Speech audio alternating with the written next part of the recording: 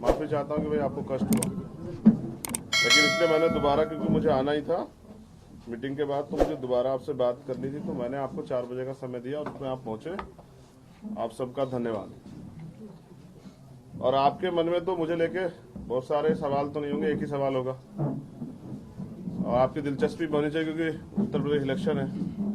लेकिन आपके सवाल का जवाब देने से पहले कुछ बहुत जिम्मेदारी की बात, क्योंकि मेरे लिए चुनाव ही राजनीति नहीं, हम लोग उत्तर प्रदेश में, और उत्तर प्रदेश में जो हो रहा है उस पर चर्चा होनी जरूरी है। तो 3-4 बुनियादी जो पिछले कुछ दिनों में जो मामले हुए हैं, मैं पहले उन पर अपनी बात रखूं, फिर आपके जो दिल का सवाल है ना, मैं उस पर भी जवाब दूंगा। तो पहला मामला है प्रयागराज का। और अंग्रेजों के समय में हमने सुना कि सामूहिक नरसंहार होते थे, लेकिन आजाद भारत में जहां ये एक सरकार बड़े दावे करती है कानून व्यवस्था के, गृह मंत्री आके मुख्यमंत्री की पीठ थपथपाते हैं, वहां 4 दलित समाज के परिवार के लोगों का सामूहिक नरसंहार हुआ। कैसे? पहले एक बच्ची और उसके मां के साथ रेप किया गया, फिर उनके 10 साल के उस बच्ची के भाई और उसके पिता की हत्या की गई, और सरकार को कोई दर्द नहीं। सरकार को, मैं तो नहीं समझता कि सरकार ने एक सिंगल स्टेटमेंट जो है इस मामले पर दिया होगा। मुझे लगता है कि इस सरकार की नजरों में दलित जो है वो जानवर से बढ़कर नहीं है। अगर शायद 4 गाय मर गई होती तो हल्ला होता, लेकिन कोई हल्ला नहीं, बिल्कुल शांति है। तो इसका मतलब ये है कि उत्तर प्रदेश में दलित अपनी राजनीतिक पहचान खो चुके हैं, जिसका खामियाजा ये है कि उनकी हत्याएं हो रही हैं, 2-2 महिलाओं के साथ रेप और उनकी हत्या होती है। ऐसे मामले पे कोई ठोस कार्रवाई नहीं होती। और फिर बड़े बड़े दावे जो है ना यूपी पुलिस और यूपी की सरकार गढ़ती है, उसकी सच्चाई ये है, बेटी बचाओ बेटी पढ़ाओ का सच, कि ऐसा तो शायद पूरे देश में कहीं नहीं हो रहा है जो यूपी में हो रहा है। दूसरा, आज जो सबसे महत्वपूर्ण हुआ, युवाओं की समस्या सबसे ज्यादा महत्वपूर्ण है, बेरोजगारी और युवा कि युवा क्या सोच रहे हैं। और युवा, क्योंकि 51% आबादी भी है, वो तय भी कर सकते हैं कि अगर उत्तर प्रदेश के युवा तय कर लें कि हमें सरकार बदलनी है या किसी की बनानी है तो बन जाएगी। यूपी टेट का आज पेपर था, पिछली कई भर्तियों की तरह आज वो पेपर भी लीक हुआ। अब मुझे लगता है सरकार को सुरक्षा व्यवस्था में प्लम्बरों की भी जरूरत है कि प्लम्बर भी लगा दें, जो पेपर कभी भी लीक हो सकता है। ये उत्तर प्रदेश की वो कानून व्यवस्था है जिसके खुदाई दावे जो है ना, और वो पूरे देश में उसके बैनर पोस्टर लगा के किए जाते हैं, जिसपे जितना खर्चा जो है ना सरकार वो माहौल बनाने में और अपना प्रचार प्रसार करने में खर्चती है। अगर वो इतना बुनियादी रूप से काम करती तो शायद ऐसा नहीं होता। पहले पेपर कैंसिल हो जाते थे, पेपर लीक हो जाते थे, फिर आरक्षण में घोटाले हो जाते थे। लेकिन अब देखिए यूपी टेट में 21,65,000 बच्चों ने आवेदन किया। आंकड़ा ये है कि 18 लाख बच्चे आज अपना काम छोड़ के निकले। उनमें कुछ बच्चे जो हमें से भी हैं, वो बच्चे 1-1 महीने से 2-2 महीने से इस पेपर की तैयारी के लिए अपना प्राइवेट काम छोड़ के, अपनी मेहनत मजदूरी काम छोड़ के इसकी तैयारी कर रहे थे, एग्जाम की, घर आ गए थे। और वो किस तरह से उधार लेके किसी की गाड़ी मोटरसाइकिल रेंज करके पेपर की सेंटर तक पहुंचे और पेपर लीक हो जाता है। वो बच्चे जैसे आए थे उनके सपनों को कुचल दिया जाता है, वो उनके विश्वास को तोड़ दिया जाता है और वो फिर वापस मायूस होकर लौटते हैं। ये उत्तर प्रदेश की सरकार की कानून व्यवस्था, और जो पारदर्शी परीक्षा कराएंगे और सबका साथ सबका विकास करेंगे और यहाँ न्याय होगा, ये इसका सच्चा उदाहरण आज आपके सामने है। अब वो बच्चे अपने घर लौटेंगे, कैसे पहुंचेंगे, कड़कड़ाहट ठंड थी, वो कैसे कहाँ रहे, सरकार को क्या पता। सरकार ने रोजगार दिया तो उनको पता भी हो। तो उन बच्चों के लिए भी हमें सोचना चाहिए। मैंने अपील भी की थी, ट्वीट के माध्यम से मुख्यमंत्री तय करके पूछा था कि ये बच्चे जब दोबारा परीक्षा देने आएंगे तो ये जो खर्चा होगा, 1 महीना जो ये घर रहेंगे, इसको कौन उठाएगा। माँ बाप ने अब तो उधार लेके या मेहनत मजदूरी करके अपनी पेट काट के दे दिया, फिर दोबारा कैसे होगा सर। तो मुझे लगता है कि मुख्यमंत्री इस पर ठोस कदम उठाएंगे। वो बच्चे कहाँ रहेंगे, ये सरकार की फेलियर है, सरकार की नाकामी है, सरकार जनशक्ति की नाकामी है। और सरकार ये ना कहे सॉल्वर गैंग तो वो अधिकारी कर्मचारी और नेता जिन्होंने पेपर लीक कराया। तो बीजेपी के लोग अपने चहेते लोगों को नौकरी देने के लिए ये कर रहे हैं, और ये जब इसकी भर्तियों की ठोस जांच होगी तो पता लगेगा, इसमें कई बीजेपी के मंत्री पकड़े जाएंगे। और हमें तो ये भी कहना पड़ेगा, शिक्षा मंत्री जो कर रहे हैं उसका खामियाजा उत्तर प्रदेश के युवा भुगत रहे हैं। इसी कड़ी में 69,000 शिक्षक भर्ती का मामला लंबे समय चल रहा है और ये परीक्षा का दूसरा चरण है। पहले वैकेंसी नहीं आती, फिर भर्तियों में पेपर लीक होते हैं, उसके बाद जो दलित पिछड़े वर्ग के बच्चे हैं उनकी जो भर्तियां हैं, उनकी जो संवैधानिक नियुक्तियां हैं, उनको रोकने के लिए घोटाले होते हैं। 69 शिक्षक भर्ती के बच्चे बैठे हुए हैं। हमने तय किया कि बहुत हो गया, 161 दिन हो गए उन्हें। अब मुख्यमंत्री आवास का घेराव हम लोग करेंगे, क्योंकि यही राजनीति है कि उनके हक अधिकार उनको दिलाना। अगर ये हम नहीं दिला पाए तो हमारी राजनीति बेकार है। तो 69,000 शिक्षक भर्ती के बच्चे सर्दी में पड़े, मुख्यमंत्री थोड़ी सी अगर शर्म बची हो और अगर वो दलित पिछड़ों के हितों की बात करते तो उन बच्चों को न्याय दे। और मुझे विश्वास नहीं, क्योंकि उन्होंने पिछली बार के आंदोलन जब विधानसभा घिराव तो उन्होंने वादा किया था कि 15 दिन में करा देंगे, नहीं कराया। तो झूठ की पराकाष्ठा सरकार रच चुकी है, तो इनसे कोई उम्मीद नहीं। और कल रात मैं आलमनगर स्थित एक राजकीय आश्रम पद्धति बालिका विद्यालय है, मुझे खबर आई रात 1 बजे की बच्चियां वहां सड़कों बैठी हैं, क्योंकि वहां फूड पॉइजनिंग का मामला हुआ। 10 से 20 बच्चियां जो है अस्पताल में भर्ती कराई गई। और जब मैं वहां पहुंचा रात को 2 बजे हमारी टीम के साथ, तो 250 300 छोटी छोटी बच्चा जो कक्षा 6 से 12 क्लास तक की है वो सड़कों बैठी थी। एक और छात्रावास के बच्चे वहां बैठे छोटे छोटे, और वो किसी को सुनने को राजी नहीं थी। फिर उनको मेरे बारे में पता लगा, मैंने उनसे बात की, मैंने उनकी मांग सुनी। वहां के अधिकारी मौजूद थे, उस क्षेत्र के SDM, तहसीलदार, ACP में वो भी मौजूद थे। और मैंने अपने विश्वास पे उन बच्चों को वहां से भेजा कि आप चली जाइए, आपकी मांग पूरी हो। तो उनकी मांग ये थी कि वहां घटिया खाना परोसा जाता है, खाने में कीड़े आते हैं, हड्डियां आती है, खाने में जो है वो खाना कच्चा होता है, बच्चों में बीमारी बढ़ रही है। वहां स्कूल जो फिजिक्स और केमिस्ट्री के टीचर्स नहीं है, इंग्लिश के टीचर्स नहीं है, उन बच्चों के साथ जो है ना भेदभाव होता है और उनको झूठे आरोप लगा के उनको प्रताड़ित किया जाता है। ये सच्चाई है उत्तर प्रदेश में, जिसकी जो है ना बड़ी बड़ी तारीफें जो है प्रधानमंत्री और गृह मंत्री जी करते हैं। तो ये 4 मामले बहुत इंपॉर्टेंट है। यही राजनीति है कि इन विषयों पे चर्चा हो और इनमें न्याय हो। उत्तर प्रदेश सरकार न्याय नहीं करेगी तो मैं खुद लखनऊ आ गया हूं, मैं कल भी लखनऊ रहूंगा। तो मैं अगर आज शाम तक 4 बजे का समय लिया था, प्रशासन ने कार्रवाई नहीं हुई, बच्चों की मांग पूरी नहीं हुई, तो मैं वहीं जाकर धरने में बैठूंगा। हम अपनी टीम से तय करेंगे, क्योंकि अब उन बच्चों को, क्योंकि रात को 1:30 बजे अगर उनके साथ कुछ हो जाता कौन जिम्मेदार लेता? अगर किसी एक बच्ची के साथ कोई हादसा हो जाता है या जो बच्चे हॉस्पिटल में भर्ती उनकी जान चली जाती, कौन जिम्मेदार लेता? तो ये निकम्मी गूंगी बहरी सरकार को जगाने के लिए आज मीडिया के माध्यम से हमने अपनी बात रखी।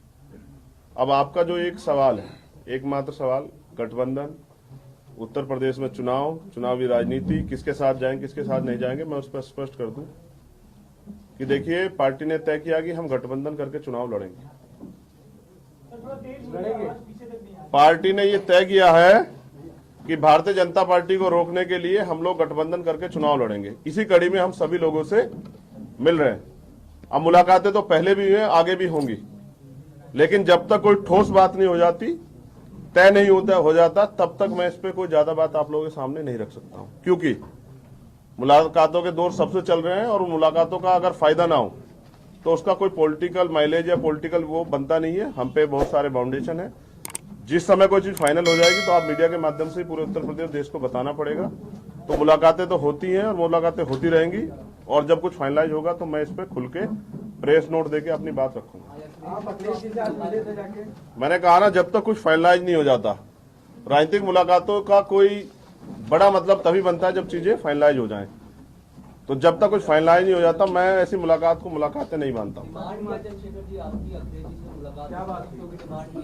देखिए, डिमांड, जिनको डिमांड बतानी थी ना, उनको डिमांड बता दी।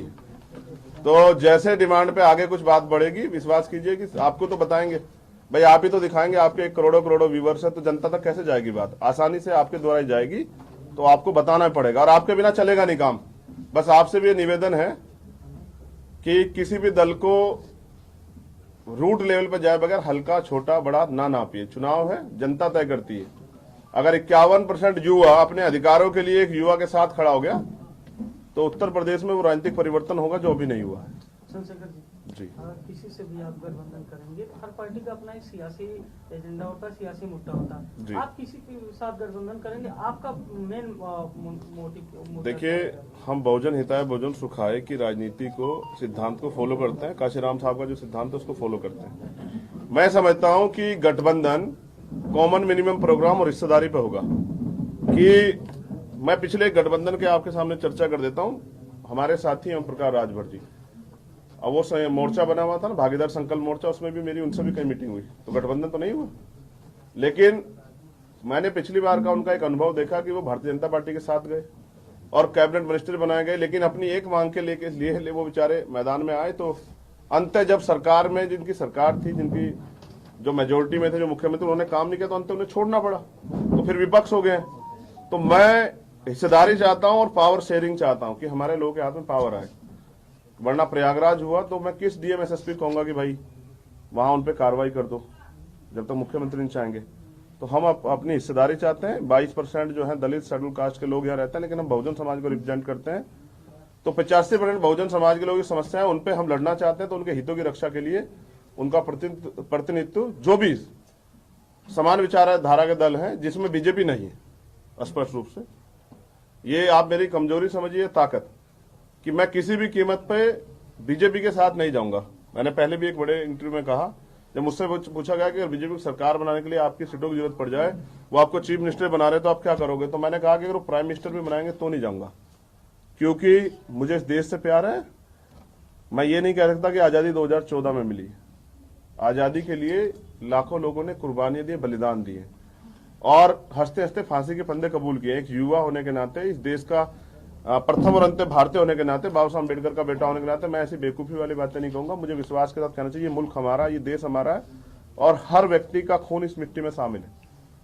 और जिसने जो सहा है, जिनकी माओ की कोख सुनी हुई है, जिनके सुहाग उजड़ गए हैं, जिनके जो विधवा हो गई है महिलाएं, जिनके सर से बच्चों के सर से बाप का सहा हट गया, उनसे जाके पूछे कभी उन परिवारों से कि आजादी के लिए उन्होंने क्या क्या खोया। लेकिन बहुजन समाज के लोग अभी भी आजादी से वंचित है। उसका पैमाना है कि उनका संवैधानिक अधिकार, जहां पिछड़े वर्ग आयोग की रिपोर्ट आई कि 69,000 शिक्षक भर्ती में घोटाला हुआ, रिपोर्ट में संस्तुति थी, आज तक मुख्यमंत्री ने नहीं किया। ये हमारे व्यक्ति को स्टूल देते हैं और अपने व्यक्ति को कुर्सी बिठाते हैं, तो हम स्टूल पर नहीं बैठना चाहते। हम तो अपनी हिस्सेदारी के साथ कुर्सी बैठेंगे और बराबर में सीना तान के बैठेंगे, जहां भी बैठेंगे। आपने इमोशंस की बात की, क्या इमोशंस है कम्युनिटी के, नंबर्स में बताइए सर। लगातार गठबंधन को लेकर सीटों की नंबर्स की बात है, नंबर्स को लेकर नंबर्स बता देंगे। मैंने कहा ना, नंबर जिनको बताने हैं उनको बता दिए। कई लोगों से बात कर रहे हैं सर, कुछ तो नंबर। मैंने क्या कहा आपसे, देखिए सुनिए ना, जब आप एक, बिल्कुल काशीराम साहब का एक सिद्धांत है, जिनसे संघर्ष होता है उनसे समझौता नहीं होता, जिनसे समझौता उनसे संघर्ष नहीं होता। तो नंबर्स तो एक इतनी छोटी सी कड़ी है ना, जब आप भाजपा को रोकने के लिए जाते हैं तो नंबर्स पे नहीं लड़ते हैं, लड़ाई कुछ और। सर, कुछ भौगोलिक हिस्सा आपने सोचा है कि वेस्ट में आपकी पकड़ है, उसके हिसाब से डिमांड करेंगे, किस तरीके से? मतलब दो चीजें मीडिया के लोगों को बदलनी चाहिए। मीडिया के लोगों को मेरा एक पैमाना है नापने के लिए कि आप वो जगह और जिला तय करें जिसमें आप बताएं कि यहाँ आपकी पकड़ नहीं है। अगर आप इस बात से तय करना चाहते हैं कि मैं शेड्यूल कास्ट के लोगों का रिप्रेजेंट करता हूं, तो मैं बता दूं कि कोई सीट ऐसी नहीं जहां शेड्यूल कास्ट के लोग नहीं रहते। और अगर मैं युवा को रिप्रेजेंट करता हूं तो युवा नहीं रहते। हर विधानसभा में 20 से 25-30 हजार युवा रहते हैं। तो ये बात यहाँ के निगलेक्ट हो जाती है। मैं तो पूर्वांचल में इतनी ताकत रखता हूँ जितनी वेस्ट में। तो मेरे घर से मेरे कार्य की तुलना ना की जाए, क्योंकि मैं व्यक्ति एक हूं, लेकिन हमारा संगठन बहुत बड़ा, ये हमने साबित भी किया है। एक सेकंड, दूसरी बात, जैसा आप कह रहे थे ना अभी, आपका एक और सवाल था, एक तो ये वेस्ट का, और दूसरा सवाल क्या था? सीट के नंबर। नहीं, मैं समझता हूं कि मीडिया के लोग लगातार हमेशा मुझसे कहते हैं कि दलितों के बारे में पूछते रहते हैं। तो मैं दलित नहीं, मैं बहुजन की बात करता हूं। तो आप, मेरा आपसे अनुरोध है कि मुझे दलित नेता कहना बंद करें। आप मुझे नेता ना माने एक अलग बात है, लेकिन मुझे दलित नेता ना कहें। मुझे आप इस देश का एक नागरिक कहें बहुत है, लेकिन मेरे कार्य का अपमान ना कहें दलित नेता कह के। मैं बहुजन समाज की आइडियोलॉजी को फॉलो करता हूं, मैं बहुजन हूं। इस देश के वंचित वर्ग का हर व्यक्ति जो सताया जाएगा, वो किसी जाति धर्म का हो, वो मेरे परिवार का, उसकी लड़ाई लड़ने के लिए चंद्रशेखर और आजाद समाज पार्टी भीमार भी खड़े। क्या कह रही थी बहन आप? देखिए, मैंने कहा था कि मुख्यमंत्री जी जहां से चुनाव लड़ेंगे, अगर पार्टी ने ऑर्डर किया तो मैं चुनाव लड़ूंगा। पार्टी ने ऑर्डर किया है, लेकिन मैंने कहा ना कि सब कुछ, हम लोग संगठन को मानने वाले लोग हैं। काशीराम साहब ने हमें सिखाया कि व्यक्ति बड़ा नहीं होता, आंदोलन बड़ा होता है।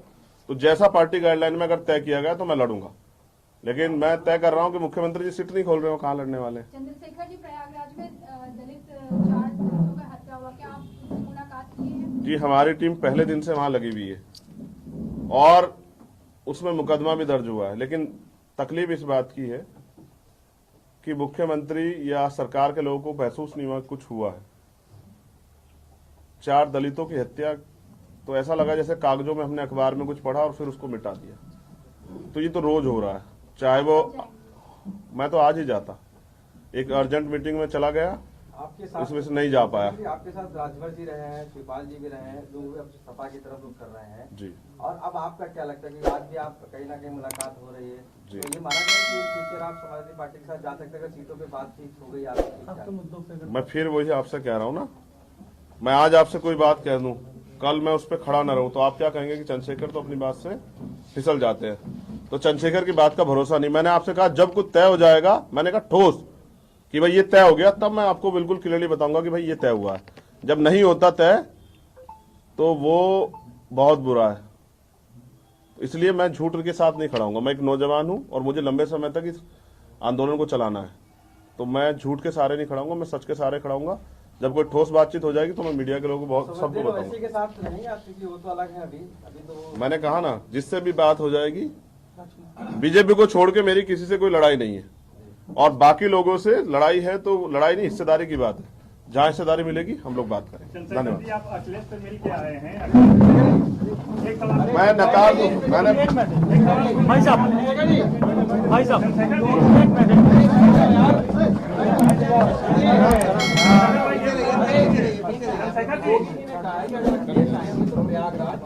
नाम फिर से वो बदलो। देखिए, नाम बदलने से क्या अयोध्या और प्रयागराज, इलाहाबाद जिसको कहते थे, क्या उसमें विकास हो जाएगा? मैं नाम बदलने की सियासत से ज्यादा काम की सियासत को तवज्जो देता हूं, और मुझे विश्वास है कि जो मेहनत करेगा वही आएगा, और हम लोग मेहनत कर रहे हैं। मैं फिर कह रहा हूं ना, मैंने आपके सवाल के साथ ही कह दिया। अगर मैं ये कहूंगा कि मैंने मुलाकात की तो आप कहोगे बात क्या हुई? मुलाकात नहीं, आगे का सवाल सुनिए। हाँ, बताइए। उन पे लगातार सवाल खड़े होते रहे, चाहे वो प्रमोशन में आरक्षण का मुद्दा हो, और ये भी रिपोर्ट भी कहती रही है कि उनकी सरकार के दौरान SC/ST के लोगों के मुकदमे तक दर्ज नहीं किए जाते। ठीक है, क्या इन सब बिंदुओं पे उनसे बात करेंगे, या जो एक उनकी जो छवि है, जी, छवि को लेकर के आप जाना पसंद करेंगे? मैं स्पष्ट कर दूं, कॉमन मिनिमम प्रोग्राम यही, और यही हिस्सेदारी भागीदारी का मामला है, पावर शेयरिंग का, कि भाई जो आपने गलतियां की है आप उनको ठीक करें। और क्योंकि आप अगर नहीं ठीक कर पाए तो हमारे जैसे व्यक्तियों का होना जरूरी है, तभी जाकर ठीक हो पाएंगे। क्योंकि अगर आप कर सकते तो आप पहले ही कर देते। इसलिए काशीराम साहब कहते सरकार जो है ना, मजबूत नहीं होनी चाहिए, मजबूर होनी चाहिए। मिलीजुली सरकार, जो सभी विचारधारा की मिलीजुली सरकार हो, जिसके जरिए सभी लोगों के तरक्की के रास्ते खुल सके। तो मैंने स्पष्ट किया उनसे गलतियां हुई हैं, और अगर